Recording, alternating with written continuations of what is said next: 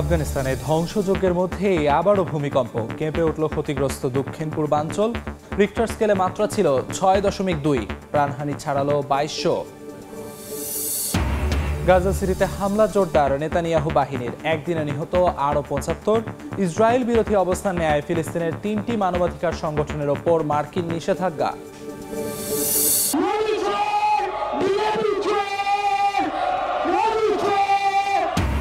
পশ্চিমবঙ্গ বিধানসভায় হট্টগোল, বিজেপিকে চোরের দল বলে কটাক্ষ মুখ্যমন্ত্রী মমতার, তীব্র প্রতিবাদ বিরোধীদের, বহিষ্কার 2 বিধায়ক। এবং নিজ দেশেই বেকায়দায় মার্কিন প্রেসিডেন্ট, ট্রাম্প প্রশাসনের বিরুদ্ধে মামলা, ওয়াশিংটন ডিসি কর্তৃপক্ষের সেনা মোতায়েন বন্ধে আদেশ জারির আবেদন।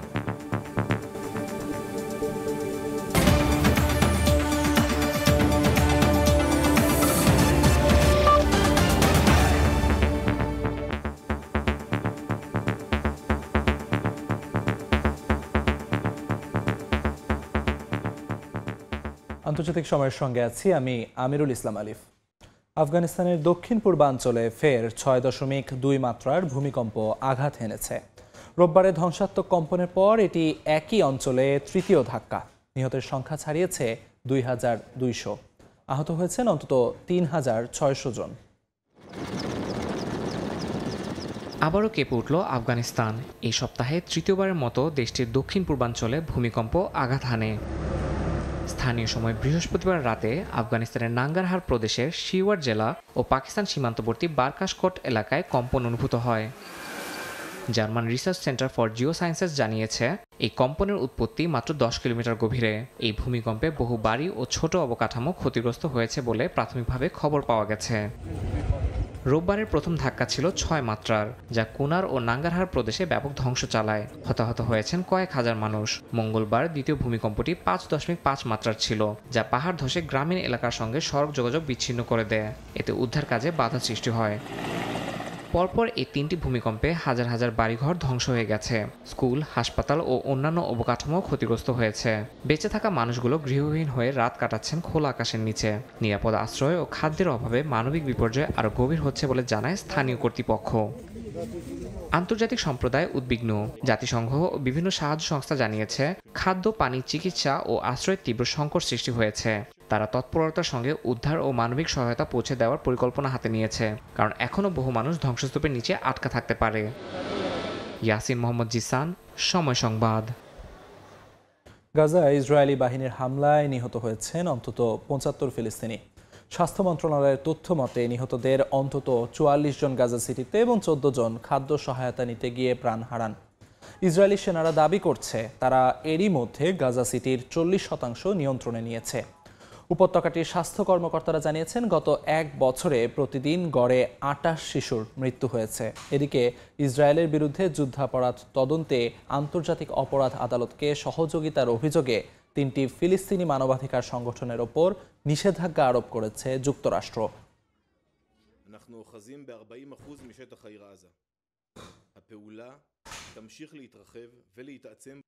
পশ্চিমবঙ্গ বিধানসভায় দাঁড়িয়ে ভারতের কেন্দ্রের শাসক দল বিজেপিকে চোরের দল বলে কটাক্ষ করলেন মমতা বন্দ্যোপাধ্যায়।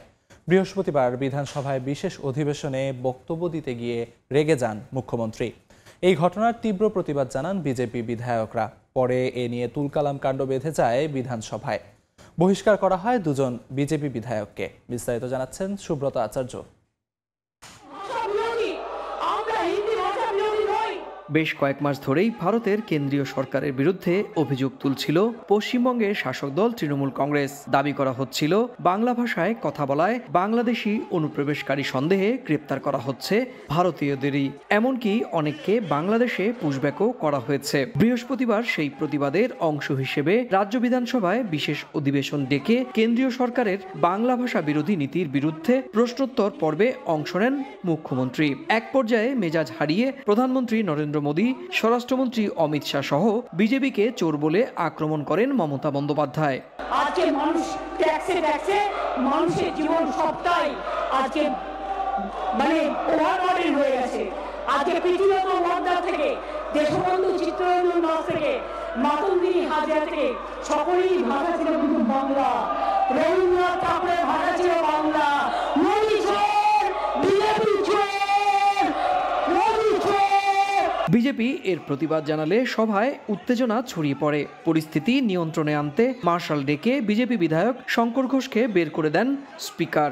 বিধানসভা থেকে বহিষ্কার করা হয় বিজেপি নেত্রী অগ্নিমিত্রা পালকেও। পরে এই ঘটনায় তীব্র প্রতিক্রিয়া জানায় বিজেপি। মোদি চোর, এই মোদি চোর বলতে গিয়ে রাহুল গান্ধীর মেম্বারশিপ গেছিল, আপনারা জানেন। আমি মোদি কমিউনিটির লোকেদেরকে বলবো মমতার বিরুদ্ধে বিএনএস এর অন্তর্গত যাতে এফআইআর করে এবং চোর মমতার বিরুদ্ধে লড়াই করে। পশ্চিমবঙ্গ রাজ্যে বিধানসভা নির্বাচন হবে আগামী বছর মে জুন মাসে। ভোট ঘিরে বিজেপি ও তৃণমূল কংগ্রেসের লড়াই আরও তীব্র হয়ে উঠবে তা নিশ্চিতভাবেই বলা যায়। সুব্রত আচার্য, সময় সংবাদ, ভারত। কিছুটা হলেও বেড়েছে ভারতে বাংলাদেশি ভ্রমণকারী সংখ্যা, তবে এই বৃদ্ধিও স্বাভাবিক প্রবাহের তুলনায় প্রায় ৮০% কম। কলকাতা নিউ মার্কেট এলাকার ব্যবসায়ীরা বলছেন, বাংলাদেশি ভ্রমণকারীদের সংখ্যা কিছুটা বাড়লেও তাদের অনুপস্থিতিতে যে আর্থিক ক্ষতি হয়েছে তা পূরণ করা সম্ভব নয়। বিস্তারিত জানাচ্ছেন সুব্রত আচার্য, ছবি তুলেছেন বিশ্বজিৎ দাস। মাত্র কয়েক মাস আগেও কলকাতার মার্কো স্ট্রিট ছিল নিস্তব্ধ। বাংলাদেশি পর্যটকদের একেবারেই দেখা মেলেনি সেখানে। তবে গত কয়েক সপ্তাহ ধরে পরিস্থিতি কিছুটা পাল্টেছে। ধীরে ধীরে বাড়ছে বাংলাদেশি ভ্রমণকারীর আনাগোনা। কলকাতায় যাওয়া বাংলাদেশিরা জানান, বর্তমানে মেডিকেল ভিসা তুলনামূলকভাবে সহজে পাওয়া যাচ্ছে। প্রয়োজনীয় কাগজপত্র জমা দিলে দ্রুতই মিলছে এই ভিসা। রোগীর সঙ্গে আগে যেখানে মাত্র একজন অ্যাটেন্ডেন্ট ভিসা পেতেন, এখন দেয়া হচ্ছে দুজনকে। যদিও ভিসা প্রক্রিয়া আরো সহজ ও স্বাভাবিক করার দাবিও অনেকের। আগে যেভাবে অনেক যাচাই বাছাই চলতো, এখনো যাচাই বাছাই চলছে। অ্যাকচুয়াল যারা চিকিৎসা নিতে আসতে চাচ্ছে তাদেরকে ভিসা দিচ্ছে। অ্যাপ্লাই করছি করে আমার এইজ দিয়ে তখন 65 ছিল, দিয়ে দিচ্ছি। বন্ধন চালু থাকলে আমার জন্য সুবিধা হতো। আমার খুলনা থেকে একদম আমি ডাইরেক্ট আসতে পারতাম। 2023 সালে ভারতের ইতিহাসে রেকর্ড সংখ্যক বাংলাদেশি পর্যটক ভ্রমণ করেন। পদ্মা সেতুর সুফলে কলকাতার ব্যবসায়ীরা আশায় বুক বেঁধেছিলেন, করেছিলেন নতুন বিনিয়োগও। কিন্তু গেল বছর 5 আগস্টের পর থেকে অনেক কিছুই বদলে যায়। 13 আগস্ট থেকে ঢাকার ভারতীয় হাইকমিশন সাধারণ পর্যটন ভিসা প্রদান বন্ধ রেখেছে। ভিসা না পাওয়ায় বন্ধ হয়ে যায় বাংলাদেশিদের যাতায়াত। কোটি কোটি টাকার ক্ষতির মুখে পড়েন ভারতীয় ব্যবসায়ীরা। করোনার সময়ও এত খারাপ যায়নি। করোনার সময়ও পেশেন্ট যারা এসছে তারা ট্রিটমেন্ট গুলো যে সেবা পেয়েছে, তখনও আমরা বসে দেখেছি, তখনও এত ক্রাইসিস হয়নি। এরকম ক্রাইসিস আমরা দেখিনি। ভিসা দেখছি মনে হয় আগামী 2-4-10 দিনের মধ্যে আরো ডেভেলপমেন্ট হবে। এখনো পর্যন্ত কলকাতার নিউ মার্কেট এলাকার বাংলাদেশি হোটেল পাড়া ও পর্যটক নির্ভর ব্যবসায়ীরা টিকে থাকার লড়াই চালিয়ে যাচ্ছেন। তবে সংকট কাটিয়ে পরিস্থিতি দ্রুত স্বাভাবিক হবে বলে আশা তাদের। স্থানীয় ব্যবসায়ীরা বলছেন, মেডিকেল ভিসা কিছুটা শিথিলতা করার ফলে কিছু সংখ্যক বাংলাদেশি পর্যটক আসতে শুরু করেছেন।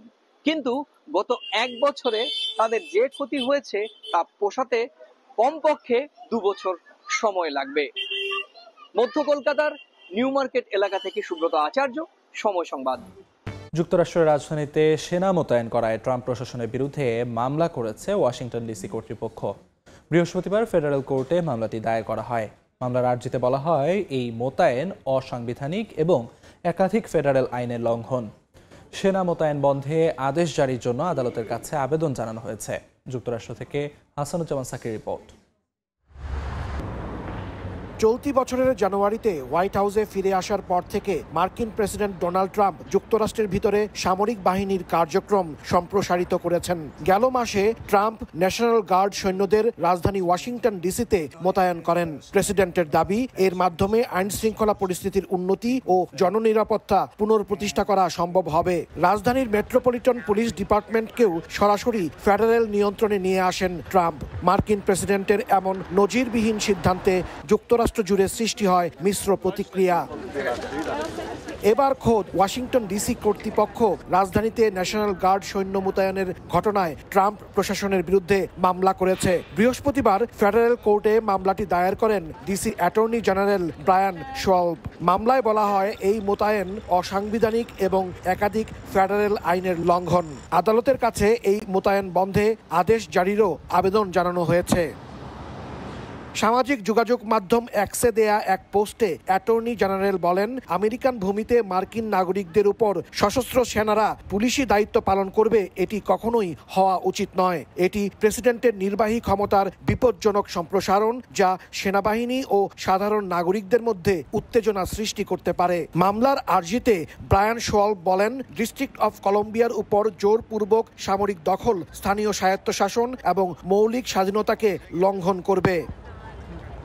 গেল 11 আগস্ট অপরাধ বিরোধী কর্মসূচির অংশ হিসেবে রাজধানী ওয়াশিংটন ডিসিতে প্রায় 2500 সৈন্য মোতায়েন করেন ডোনাল্ড ট্রাম্প। এসব সৈন্যদের মধ্যে অর্ধেকেরও বেশি সৈন্য রিপাবলিকান সমর্থিত 6টি অঙ্গরাজ্য থেকে আনা হয়েছে, যাদের অস্ত্র বহন করার নির্দেশ ও গ্রেফতারের ক্ষমতা দিয়েছেন ট্রাম্প। হাসানুজ্জামান সাকি, সময় সংবাদ, যুক্তরাষ্ট্র। যুক্তরাষ্ট্রের ফ্লোরিডায় অ্যালিগেটর আলকাট্রাজ নামে পরিচিত বিতর্কিত অভিবাসী কেন্দ্র ঘিরে আইনি টানাপোড়েনে নতুন মোড় নিয়েছে। আপিল আদালতের সিদ্ধান্তে আপাতত ভেঙে ফেলার নির্দেশ স্থগিত করা হয়েছে। অস্বাস্থ্যকর পরিবেশ ও খাবারের কারণে আটক অভিবাসীরা কষ্টের মধ্যে দিন কাটাচ্ছেন বলে জরুরি ভিত্তিতে ক্যাম্পটি বন্ধের দাবি জানিয়েছিল মানবাধিকার সংগঠন। বিতর্কের মধ্যেই নতুন অভিবাসী আটক কেন্দ্র চালুর ঘোষণা দিয়েছেন ফ্লোরিডার গভর্নর। যুক্তরাষ্ট্রের এভারগ্লেডসের সংবেদনশীল এলাকায় স্থাপিত অ্যালিগেটর আলকাট্রাজ নামে পরিচিত অস্থায়ী অভিবাসী ক্যাম্প শুরু থেকেই সমালোচনায় ছিল।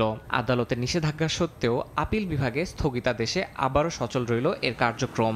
যুক্তরাষ্ট্রের স্বরাষ্ট্র মন্ত্রণালয় ও ফ্লোরিডা রাজ্য কর্তৃপক্ষ এই আদেশ বাস্তবায়নের পক্ষে ছিল। ডেড কোলিয়ার বিমানবন্দরের দীর্ঘ রানওয়ে ব্যবহার করে অল্প সময়ে এখানে গড়ে তোলা হয় তাঁবুর শহর। গরম আবহাওয়া, অস্বাস্থ্যকর পরিবেশ ও খাবারের কারণে আটক অভিবাসীরা কষ্টের মধ্যে দিন কাটাচ্ছেন বলে জানা গেছে। এই অবস্থায় বহু মানবাধিকার সংগঠন জরুরি ভিত্তিতে ক্যাম্পটি বন্ধের দাবি জানায়।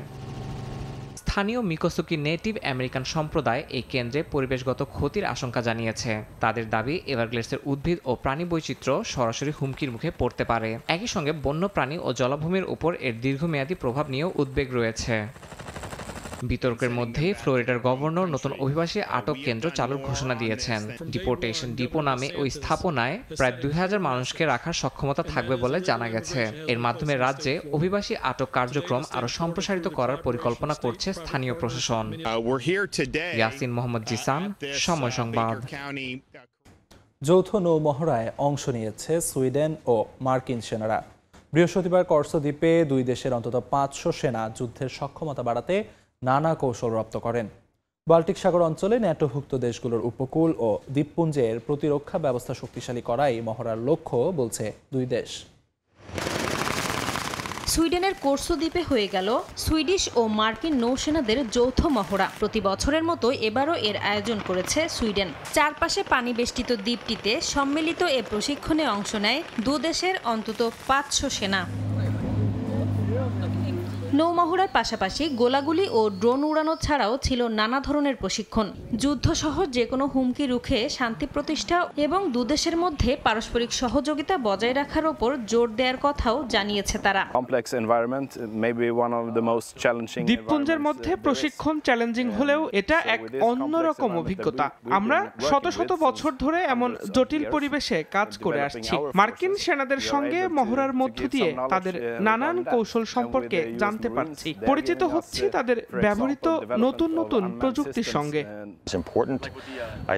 বাল্টিক সাগর এলাকায় কি ধরনের কৌশল গ্রহণ করা দরকার তা এই মহড়ার মাধ্যমে আমরা জানতে পারছি। সুইডেন ন্যাটোভুক্ত দেশগুলোর একটি, তাই কিভাবে সহযোগিতা করলে দেশটি উপকৃত হবে সেটাই আমাদের মূল লক্ষ্য।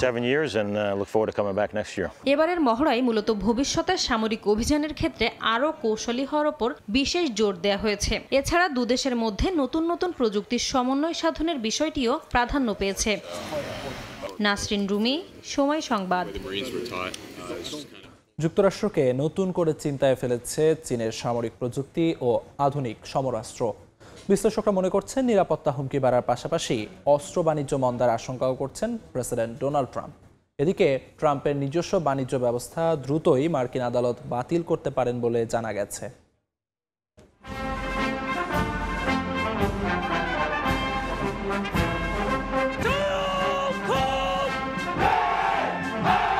চীনের ক্রমবর্ধমান সামরিক শক্তি সবসময় যুক্তরাষ্ট্রের জন্য মাথা ব্যথার কারণ। বিশ্লেষকরা মনে করছেন বেইজিংয়ের তিয়ানআনমেন স্কোয়ারে অনুষ্ঠিত সামরিক কুচকাওয়াজে নতুন সামরিক প্রযুক্তি ও আধুনিক সমরাস্ত্র দেখে এখন পর্যন্ত কোনো বিবৃতি না দিলেও দুশ্চিন্তায় পড়েছেন প্রেসিডেন্ট ডোনাল্ড ট্রাম্প। কারণ এই সমরাস্ত্রের অধিকাংশই অপরিচিত, এগুলোর ক্ষমতা, মূল্য এবং ব্যবহার সম্পর্কে বিশ্ব এখনও জানে না।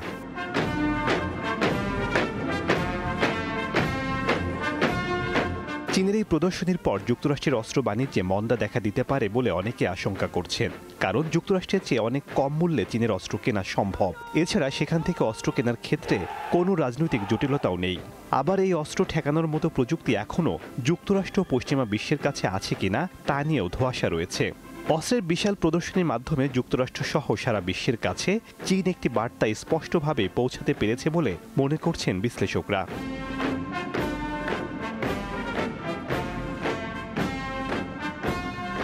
চীনের সামরিক কুচকাওয়াজে উপস্থিত ছিলেন রাশিয়ার প্রেসিডেন্ট ভ্লাদিমির পুতিন, উত্তর কোরিয়ার সর্বোচ্চ নেতা কিম জন উন, ইরানের প্রেসিডেন্ট মাসুদ পেজেশকিয়ান ও পাকিস্তানের প্রধানমন্ত্রী শেহবাজ শরীফ সহ 20টিরও বেশি দেশের নেতারা। সে সময় প্রেসিডেন্ট শি বলেছেন, চীনের এই অগ্রযাত্রাকে রোখা যাবে না। চীনা জনগণ ইতিহাসের সঠিক পাশে দৃঢ়ভাবে দাঁড়িয়ে আছে।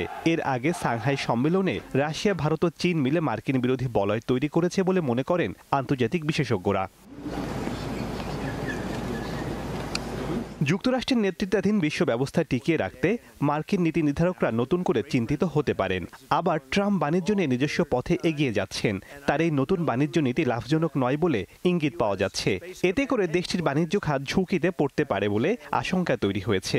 এছাড়া সম্প্রতি তৈরি হওয়া যুক্তরাষ্ট্র কেন্দ্রিক বাণিজ্যিক ব্যবস্থা দ্রুতই মার্কিন আদালত বাতিল করতে পারেন বলে জানা গেছে। ডোনাল্ড ট্রাম্পের আমেরিকা ফার্স্ট নীতি বিশ্বের অর্থনৈতিক ও রাজনৈতিক সম্পর্ককে ইতোমধ্যেই অগোছালো করে দিয়েছে। তিয়ানজিনে চীন, রাশিয়া ও ভারতের নেতাদের মধ্যে যে নতুন সম্পর্ক তৈরি হয়েছে, কৌশলগত দিক থেকে তা যুক্তরাষ্ট্র মোটেও প্রত্যাশা করে না। শেখ সাদি মার্জান, সময় সংবাদ। আবারও সক্রিয় হয়ে উঠেছে বিশ্বের অন্যতম বড় আগ্নেয়গিরি কিলাউয়া। যুক্তরাষ্ট্রের দ্বীপ অঙ্গরাজ্য হাওয়াইয়ের রাজধানী হনুলুলু থেকে প্রায় 200 মাইল দক্ষিণে আগ্নেয়গিরিটির অবস্থান। এরই মধ্যে স্থানীয় প্রশাসন থেকে হাওয়াইবাসীদের সতর্ক করা হয়েছে। এদিকে পূর্ব প্রশান্ত মহাসাগরীয় অঞ্চল জুড়ে ঘূর্ণিঝড় কিকো আরও শক্তিশালী হয়ে উঠছে। 4 মাত্রার ঘূর্ণিঝড়টি স্থানীয় সময় শুক্রবার যুক্তরাষ্ট্রের আলোহা অতিক্রম করতে পারে বলে জানিয়েছে আবহাওয়া অফিস। যুক্তরাষ্ট্র থেকে হাসানুজ্জামান সাকির রিপোর্ট। যুক্তরাষ্ট্রের একমাত্র দ্বীপ অঙ্গরাজ্য হাওয়াইয়ের কিলাউয়া আগ্নেয়গিরি থেকে শুরু হয়েছে ভয়াবহ অগ্ন্যুৎপাত। প্রতি সেকেন্ডে এটি থেকে বের হচ্ছে প্রায় 6750 ঘনফুট লাভা, যা প্রায় প্রতি মিনিটে 5টি অলিম্পিক সাইজ সুইমিং পুল ভর্তি করে ফেলতে পারে। যুক্তরাষ্ট্রের জিওলজিক্যাল সার্ভে ইউএসজিএস এর তথ্য মতে গেল বছর ডিসেম্বর থেকে এখন পর্যন্ত 9 মাসে কিলাউয়া আগ্নেয়গিরিটিতে 32 বারের মতো অগ্ন্যুৎপাত ঘটেছে। মঙ্গলবার হালেমা ওমাও গহ্বরের উত্তর ভ্যান্ট থেকে মধ্যরাতের পরে প্রথম লাভা বের হতে শুরু করে। অগ্ন্যুৎপাতের শেষে লাভার স্রোত এতটাই বেশি ছিল যে গহ্বরের তলদেশের প্রায় 40 থেকে 50 ভাগ এলাকা ঢেকে গেছে। এরই মধ্যে আগ্নেয়গিরিটি থেকে প্রায় 55,000 সালফার ডাই অক্সাইড গ্যাস নির্গত হয়েছে। হাওয়াইয়ের স্বাস্থ্য বিভাগ জানিয়েছে এই ধোঁয়া চোখ ও শ্বাসযন্ত্রের সমস্যা তৈরি করতে পারে, বিশেষ করে যারা হাঁপানি বা দীর্ঘস্থায়ী ফুসফুসের সমস্যায় আছে তাদের জন্য এটি বিপজ্জনক। অগ্ন্যুৎপাতের কারণে কাচের মতো আগ্নেয়গিরির টুকরো তৈরি হয়েছে, যা স্থানীয়দের জন্য শারীরিকভাবে ঝুঁকিপূর্ণ। এদিকে পূর্ব প্রশান্ত মহাসাগরে ঘূর্ণিঝড় কিকো আরও শক্তি সঞ্চয় করেছে। সর্বশেষ সতর্কতা অনুসারে ক্যাটাগরি 4 মাত্রার ঝড়টির সর্বোচ্চ বাতাসের গতি ঘন্টায় প্রায় 135 মাইল। পশ্চিম দিকে ঘন্টায় প্রায় 9 মাইল বেগে অগ্রসর হওয়া ঝড়টি শুক্রবারের মধ্যে হাওয়াই দ্বীপপুঞ্জের নিকটবর্তী প্রশান্ত মহাসাগরীয় অববাহিকা অতিক্রম করার সম্ভাবনা রয়েছে। স্থানীয় কর্তৃপক্ষ ইতিমধ্যেই ঘূর্ণিঝড় সতর্কতা জারি করেছে। হাসানুজ্জামান সাকি, সময় সংবাদ, যুক্তরাষ্ট্র। হারিকেন লরেনের প্রভাবে লন্ডভন্ড মেক্সিকোর লস কাবোস। ভারী বৃষ্টিতে ক্ষতিগ্রস্ত হয়েছে সড়ক, আটকে পড়েছে যানবাহন।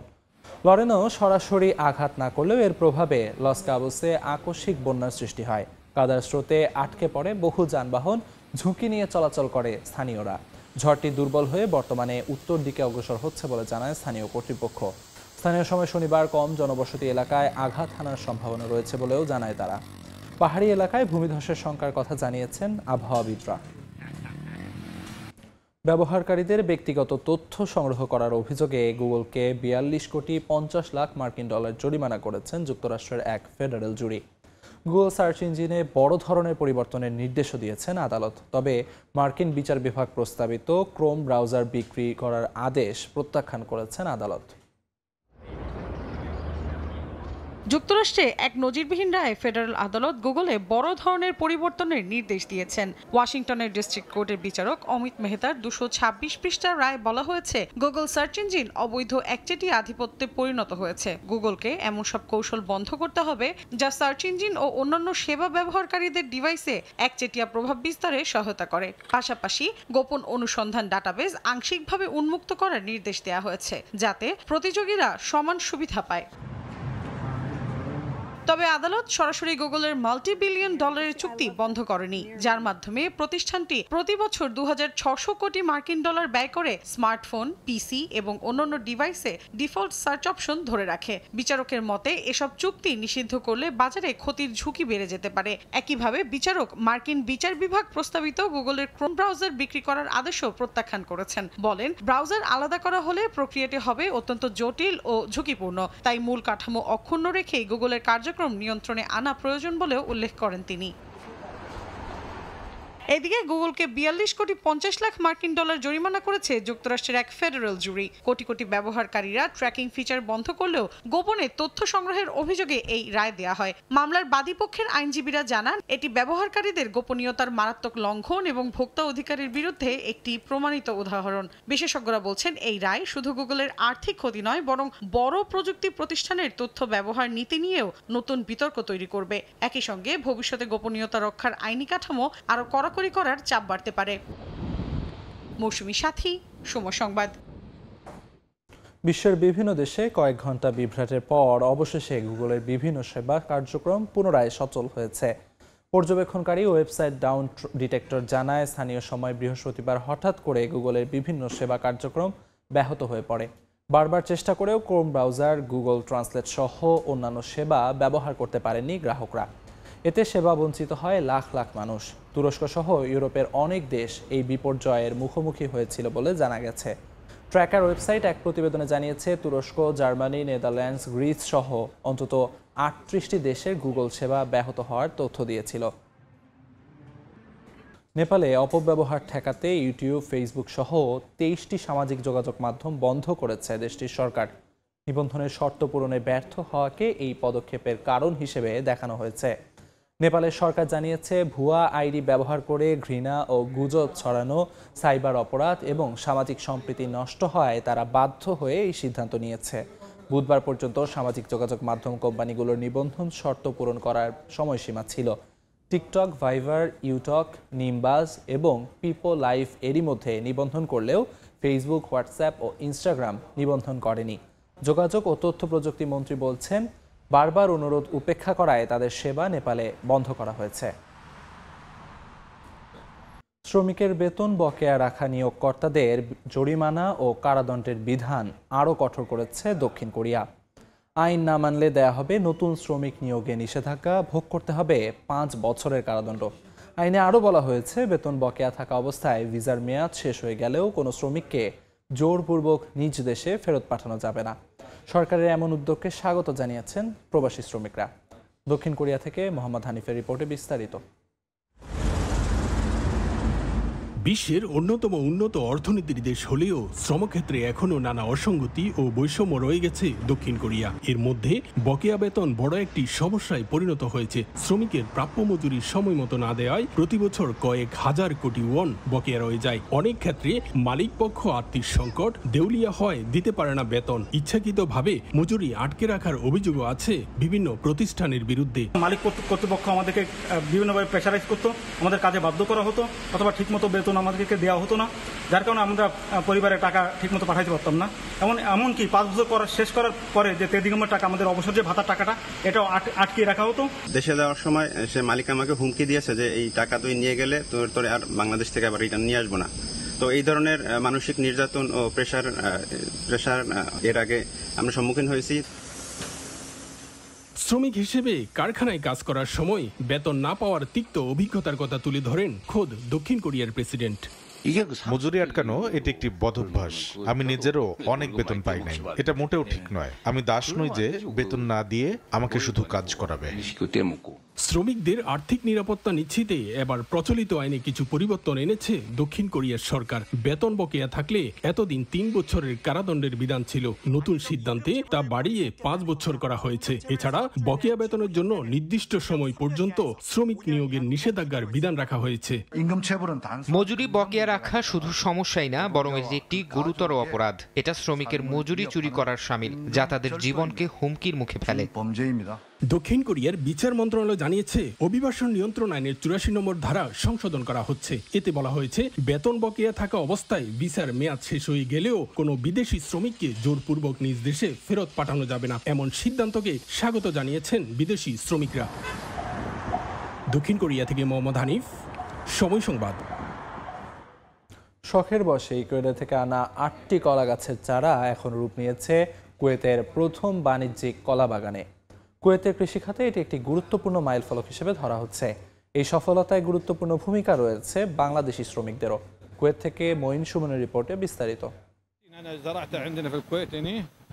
কুয়েতে অফরা কৃষি অঞ্চলে অনেকেই বাণিজ্যিকভাবে সবজি চাষ করছেন। এর মধ্যে কিছু শৌখিন নাগরিক আছেন যারা ফার্মের সবজি চাষের পাশাপাশি আম, কলা, পেঁপে, বরই, ডুমুর সহ বিভিন্ন ফল গাছের চারা রোপণ করেন। এমনই একজন কুয়েতি নাগরিক ঈদ সারিয়াল আজমি। কয়েক বছর আগে তিনি ইকুয়েডর থেকে 8টি কলা গাছের চারা এনে নিজের ফার্মে রোপণ করেছিলেন। ভিন্ন কিছু উদ্ভাবন করার নেশা চেপে বসে তার মনে। বন্ধুবান্ধবরা তাকে টমেটো, শসা সহ বিভিন্ন সবজি চাষ করার পরামর্শ দেওয়ার পরেও তিনি কুয়েতে নতুন কিছু করার চেষ্টা চালিয়ে গেছেন। সেই সময়কার শখ এখন রূপ নিয়েছে বৃহৎ বাণিজ্যিক কলা বাগানে। মরুভূমির গরমেও প্রযুক্তির সহায়তায় চাষ হওয়া এই বাগানে বর্তমানে 24,000-এর বেশি কলা গাছ রয়েছে। আজমি জানান, আগামী অক্টোবরের মধ্যে এই সংখ্যা 30,000 পর্যন্ত পৌঁছানোর পরিকল্পনা রয়েছে, যেখানে প্রতিবার 3 থেকে 500 বক্স কলা উৎপাদন করা সম্ভব বলে জানান তিনি। তার ফার্মে কর্মরত শ্রমিকদের মধ্যে বাংলাদেশি শ্রমিকদের কর্মদক্ষতার প্রশংসাও করেন তিনি। কলা চাষের পাশাপাশি এখানে পেঁপে, আম, আপেল, কমলা আছে। আমার এখানে 50 জন শ্রমিক রয়েছে। এদের মধ্যে 35 জন বাংলাদেশের। আমি মিশর, Somalia, Sudan, Philippine, Indonesia, Sri Lanka, India থেকে শ্রমিক এনেছি, কিন্তু তাদের চেয়ে বাংলাদেশিরা ভালো কাজ করে। এই কলার ফার্মে মিশর, শ্রীলঙ্কা, সোমালিয়া, সুদান, ফিলিপাইন সহ বিভিন্ন দেশের শ্রমিক কাজ করেন। তবে বাগানে কর্মরত বাংলাদেশি শ্রমিকরা কলা চাষে বিশেষ দক্ষতা প্রদর্শন করছেন। ভিসা সহজ হলে কলা চাষে দক্ষ আরও শ্রমিক প্রয়োজন বলে জানান বাগানে কর্মরত প্রবাসী বাংলাদেশিরা।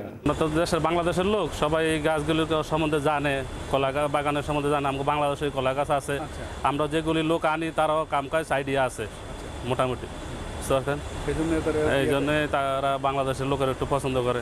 কুয়েতে প্রথম বাণিজ্যিকভাবে কলা উৎপাদনকারী হিসেবে দাবি করা ঈদ সারিয়াল আজমির এই সাফল্য একজন কৃষিপ্রেমীর স্বপ্ন পূরণ নয়, বরং কুয়েতের কৃষিখাতের জন্য অভূতপূর্ব এক অর্জন। কুয়েতে বাণিজ্যিক আকারে উৎপাদিত এই কলা বাগান কুয়েতের ফল বাজারে রাখবে অসংখ্য অবদান। এই অবদানে থাকছেন বাংলাদেশিদেরও।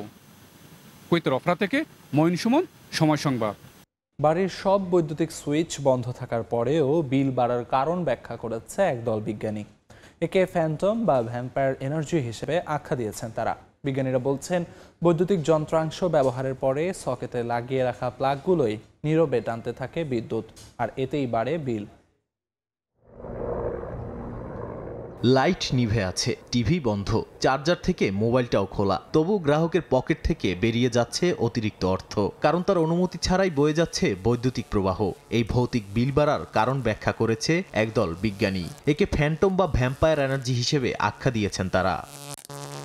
ডিভাইস বন্ধ থাকলেও সংযোগ থাকার কারণে যে বিদ্যুৎ খরচ হয় সেটি হলো ফ্যান্টম বা ভ্যাম্পায়ার এনার্জি। মোবাইল ফোনের চার্জার কিংবা স্মার্ট টেলিভিশন অথবা গেমিং কনসোল সব ডিভাইসই গোপনে শোষণ করছে গ্রাহকের অর্থ। যুক্তরাষ্ট্রে 1 বছরে এই অপচয়ের খরচ প্রায় $22 বিলিয়ন। তার মানে গড়ে প্রতি পরিবারে খরচ দাঁড়াচ্ছে $100 থেকে $200। বিজ্ঞানীরা বলছেন ফ্যান্টম এনার্জি নির্ভর করে যন্ত্রপাতির বয়স আর প্রযুক্তির উন্নতির ওপর। উদাহরণ হিসেবে বলা হয়েছে স্মার্ট টিভিতে যদি ইন্টারনেট সংযুক্ত থাকে আর সেটাতে যদি ওয়েক আপ ফিচার চালু করা থাকে তাহলে বন্ধ অবস্থায় প্রতি ঘন্টায় 40 ওয়াট বিদ্যুৎ খরচ হয়। আর এটা শুধু আর্থিক অপচয় নয়, একই সঙ্গে জলবায়ুকেও হুমকির মুখে ফেলছে বলে জানান তারা। কারণ মার্কিনদের বাড়িঘর থেকে প্রতি বছর শুধু অপ্রয়োজনীয় ডিভাইস সংযুক্ত থাকায় 450 টন কার্বন নির্গত হয়। বিশেষজ্ঞরা এই অপচয় থেকে পরিত্রাণ পেতে দিয়েছেন কিছু পরামর্শ। চার্জ পূর্ণ হয়ে গেলে আনপ্লাগ করার, ব্যবহার না করা হলে মাইক্রোওয়েভ, ল্যাম্প, স্মার্ট টিভির সংযোগ বিচ্ছিন্ন করে রাখা, এমনকি স্মার্ট ডিভাইসগুলোতে স্ট্যান্ড বাই ফিচার এবং অটোমেটিক ওয়েক আপ অপশনও বন্ধ রাখতে বলা হয়েছে। নাদিম মারজান, সময় সংবাদ। কানাডায় ছুরিকাঘাতে একজন নিহত হয়েছেন, আহত হয়েছেন কমপক্ষে 8 জন। রয়্যাল কানাডিয়ান মাউন্টেড পুলিশ বা RCMP জানিয়েছে স্থানীয় সময় বৃহস্পতিবার ম্যানিটোবা প্রদেশে এ হামলার ঘটনা ঘটে। সন্দেহভাজন ব্যক্তিও নিহত হন। আহতদের আকাশপথে ও অ্যাম্বুলেন্সে করে স্থানীয় হাসপাতালে নেওয়া হয়েছে। তাদের শরীরের বিভিন্ন স্থানে ছুরির আঘাতের চিহ্ন ছিল বলে জানায় হাসপাতাল কর্তৃপক্ষ। ঘটনাস্থলে অতিরিক্ত পুলিশ মোতায়েন করা হয়েছে। বর্তমানে জনসাধারণের নিরাপত্তার কোনো ঝুঁকি নেই বলে জানায় স্থানীয় পুলিশ। ইকুয়েডরে মাদক চক্র মোকাবিলায় $2 কোটি সহায়তা ঘোষণা করেছে যুক্তরাষ্ট্র। দেশটিতে সামরিক ঘাঁটি স্থাপনের সম্ভাবনাও খোলা রেখেছেন মার্কিন পররাষ্ট্রমন্ত্রী মার্কো রুবিও। স্থানীয় সময় বৃহস্পতিবার ইকুয়েডর সফরকালে রুবিও জানান, এই সহায়তার মধ্যে ড্রোন সহ নিরাপত্তা সরঞ্জাম থাকবে যা মাদক গ্যাং দমনে ব্যবহার করা হবে। এক যৌথ সংবাদ সম্মেলনে তিনি বলেন, 2 দেশের সহযোগিতা আরও সম্প্রসারিত হতে পারে। যুক্তরাষ্ট্র এরই মধ্যে স্থানীয় 2টি কুখ্যাত গ্যাংকে বিদেশি সন্ত্রাসী সংগঠন হিসেবে তালিকাভুক্ত করেছে। একই সঙ্গে যুক্তরাষ্ট্রের সঙ্গে এক চুক্তিতে সীমিত সংখ্যক অভিবাসী গ্রহণে সম্মত হয়েছে ইকুয়েডর। ফ্যাশন জগতে এক যুগান্তকারী নক্ষত্রের বিদায়। ইতালির কিংবদন্তি ডিজাইনার জর্জিও আর্মানি মারা গেছেন। 91 বছর বয়সে এই ডিজাইনার শুধু স্টাইলেরই প্রতীক ছিলেন না, তিনি ছিলেন ব্যবসায়িক কুশলতারও উদাহরণ। তার অনন্য সৃষ্টি এবং মার্জিত ধারা বিশ্বে সমাদৃত। তিনি ছিলেন ইতালির স্টাইলের প্রতীক। ডিজাইনার হিসেবে প্রতিভা আর ব্যবসায়ী হিসেবে বুদ্ধিমত্তার সংমিশ্রণ ঘটিয়েছিলেন তিনি।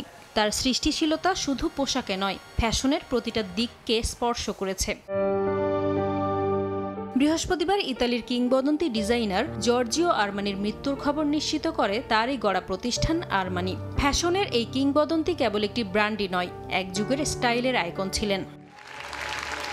পেশাগত জীবনে বিজ্ঞাপন থেকে শুরু করে মডেলদের চুলের সাজ, ব্যবসার প্রতিটা দিক নিজে তত্ত্বাবধান করতেন তিনি। কখনো মডেলদের স্টাইলিংয়ে, কখনো শোয়ের পর্দায় নিজের ছাপ রেখে গেছেন। কিছুদিন ধরে অসুস্থ থাকায় গত জুনে মিলানের ফ্যাশন সপ্তাহে তার দলের শোতে উপস্থিত হতে পারেননি তিনি। তার সৃষ্টিশীলতা, মার্জিত ডিজাইন এবং অনন্য স্টাইল কোটি মানুষের হৃদয়ে আছে। জর্জিও আর্মানি চলে গেলেও তার ফ্যাশনের রাজত্ব থাকবে চিরকাল অম্লান। নাসরিন রুমি, সময় সংবাদ। আন্তর্জাতিক সময়ের শীর্ষ সংবাদগুলো জানিয়ে দিচ্ছি আরেকবার। আফগানিস্তানে ধ্বংসযজ্ঞের মধ্যে আবারও ভূমিকম্প, কেঁপে উঠল ক্ষতিগ্রস্ত দক্ষিণ পূর্বাঞ্চল। রিক্টার স্কেলে মাত্রা ছিল 6.2, প্রাণহানি ছাড়ালো 2200। গাজা সিটিতে হামলা জোরদার, নেতানিয়াহু বাহিনীর একদিনে নিহত আরও 75। ইসরায়েল বিরোধী অবস্থান নেয় ফিলিস্তিনের 3টি মানবাধিকার সংগঠনের ওপর মার্কিন নিষেধাজ্ঞা।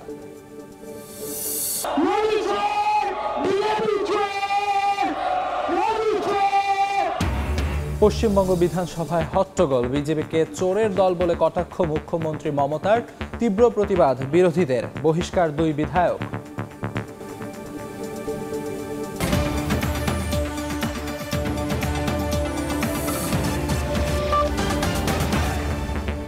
এই ছিল আন্তর্জাতিক সময়। সঙ্গে থাকুন সময়।